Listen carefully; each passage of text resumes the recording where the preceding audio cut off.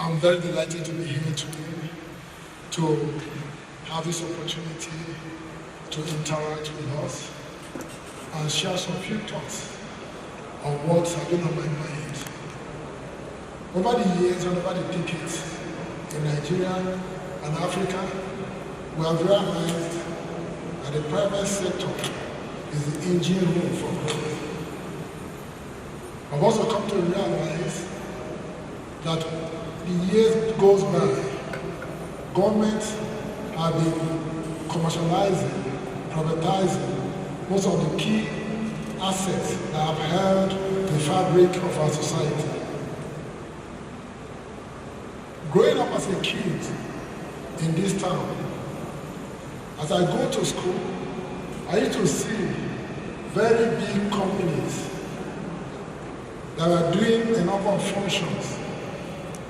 I saw large transport companies spring up in this town and in neighboring towns. I also saw some other companies playing key role. And this was in the 70s, in the 80s. Today, I found out that most of those companies are no more in existence. It's more difficult for me. When I traveled out of this country, I discovered when I went to Japan that some companies have been in existence for over 500 years. Some have been in existence for over 300 years. In Germany, some have been in existence for 200, 300, 400. And these companies are not only in existence, but they are the corporate giants upon which the socio-economic well-being of those countries depended upon. 20 years ago, I had the opportunity of working as a consultant for a company whose turnover is bigger than the budget of Nigeria. These corporate giants are the foundations and the pillars of their various countries. The well-being success, socio-economic development, and progress of these nations relied on these corporate giants. And when you come over to Nigeria, I was able to discover that most of these corporate giants are not in existence. That many of these companies die off after the death of the founder. And in most cases, they didn't die before the founder is dead. I happen to have been a member and a past president of the Chamber of Commerce in Nigeria. Some few years back, we did two sets of studies. In one studies, we tried to understand the failure rate of startups. And then we were able to also to look at the element of succession planning. How many companies were able to exist beyond their founders?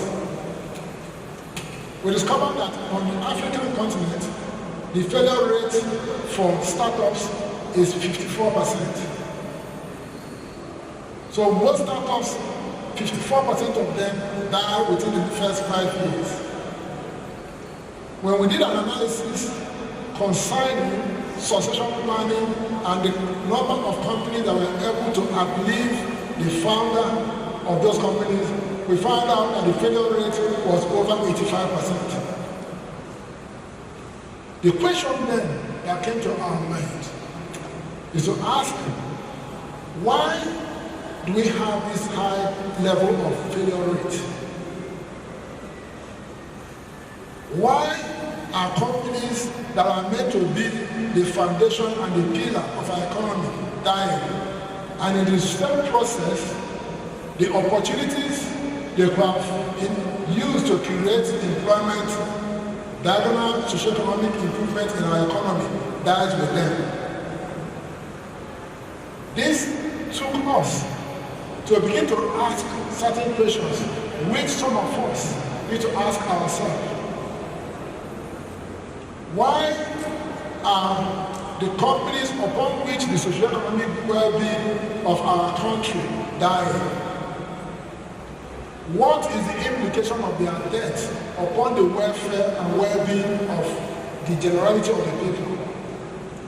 Because in understanding the fact that there's a correlation between their survival and our well-being as a country and as individuals, will lead us to begin to ask ourselves, why is this happening? And why it is more important for those of us who are still young is that tomorrow you also will have to be part of the history. Whether you survived to become a corporate giant or whether your company fizzled out. In trying to look at this, we began to ask ourselves some relevant questions. What is the impact of succession planning? And what did they get right? And what did they get wrong? In trying to make sure that these companies which are meant to grow to become corporate giants and serve as vehicle for employment, why are they dying? And what can we do to make sure that they survive beyond the 85% failure rate and bring it down to a more acceptable level?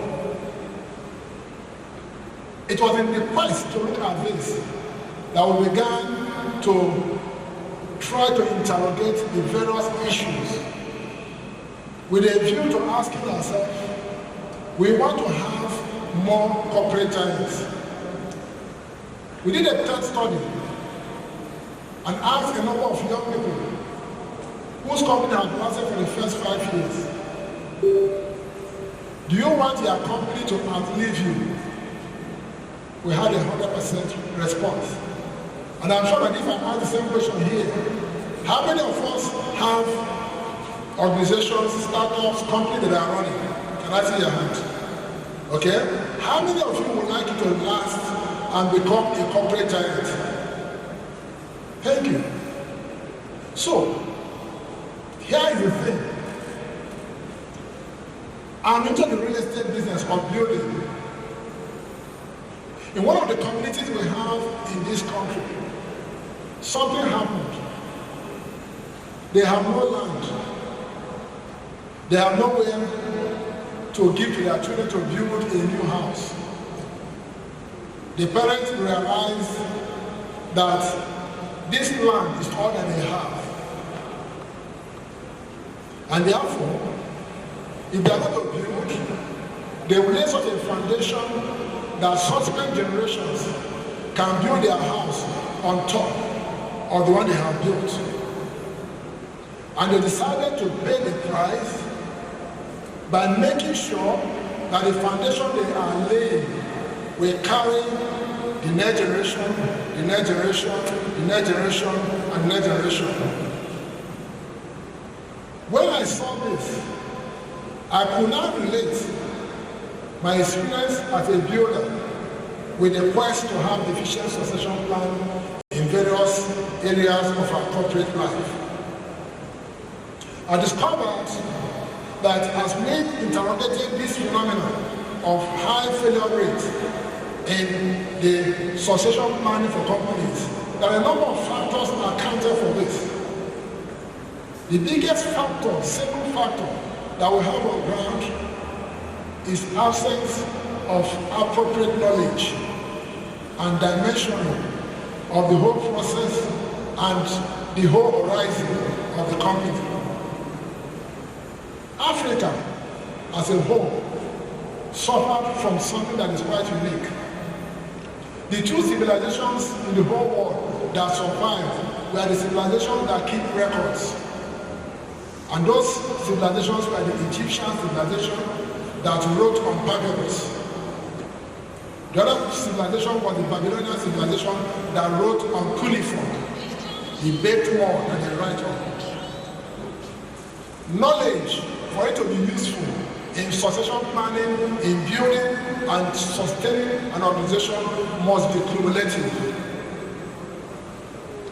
It must be knowledge that what happened 50 years ago, what happened 100 years ago, will be the baseline, the foundation upon which subsequent knowledge is built upon, interrogated, dimensioned, and used for creative reasoning. And we discovered that as today, many of the entrepreneurs who started up these companies are incapable of keeping records, and more importantly, are incapable of accessing data for them to be able to do what needed to be done. In the real estate industry, where I operate, I discovered that as today, we are serving 4 generations for you to be effective. We are serving the generation above 65 years, 60 years and above. This generation is generation we call the hanging generation. That is the generation of my parents who like to have huge relatives come and eat because the wife is a housewife. She doesn't work. So she can cook for everybody. And therefore they needed a large compound with all kinds of houses. Then came my generation who saw them doing this. We are the transitional generation that saw our parents play this and saw this happening. We are having the 3rd generation, the handier generation, the newer generation in their 40s who are involved in other activities. And the wife is working, the husband is working. And therefore, they are the handier generation. They can order food and bring in. We are now serving a 4th generation, the generation that can geolocate to any part of the world. They are not interested in owning a home. They are interested in owning a space, even in a block of flats, because they can travel to the United States at any moment. They can geolocate to another country. So, if we are not aware of these 4 generations we are serving, we have a problem. So, what do we need to do? I look at building to determine for succession planning. Am I building for which generation? And I like to use the analogy of building a bungalow and building a high-rising building. We discovered that the most problem in succession planning is the inability of most of these firms to determine to use the best man and not their relatives. There was a company that collapsed a few years ago, a bank. We found that the problem with the bank was that the bank was based on, succession was based on relationship.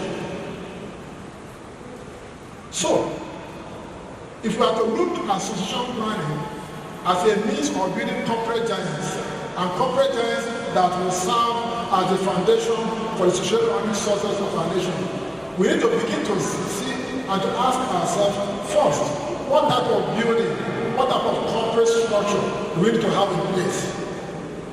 2, who are the professionals who are able to advise on how to build this type of corporate giants that we are looking at? And one key element that I would like you to note in our sharing today, in either building a corporate giant or building a structure, you do not use materials you like, you use materials you need. So in building a corporate giant, you must not like the person that is working for you. What you are after is the efficiency of that person. So you do not build with what you like, you build with what you need for the structure to exist. A key other aspect is for you to understand that the well-being of all the stakeholders, every entrepreneur is the manager of the interests of the various people involved in that ecosystem. Whether they are government, staff, customers, suppliers. And number 1 demand of every stakeholder in any enterprise is equity. And that is one key aspect that I've come across in what we are doing to understand how we build a corporate giant, because the future of Nigeria is dependent on the various corporate giants we have. Tomorrow, we are waiting for Dangote to switch on the electricity because it is a corporate giant. Tomorrow, we are waiting for some other entities to come on board with their own products that can sustain any given state beyond the capacity of the state government. And that is why we need to ask ourselves, today, we're a startup doing very well. Tomorrow, what can we do to make sure that our various companies transit to become a corporate giant that will employ thousands of Nigerians, that will employ hundreds of Nigerians, and will be able to sustain itself in the global stage? In view of the need to do this, I ask you one thing, and one thing alone. How prepared are you to build with the materials you need to, and not the materials you like? Thank you, and God bless you.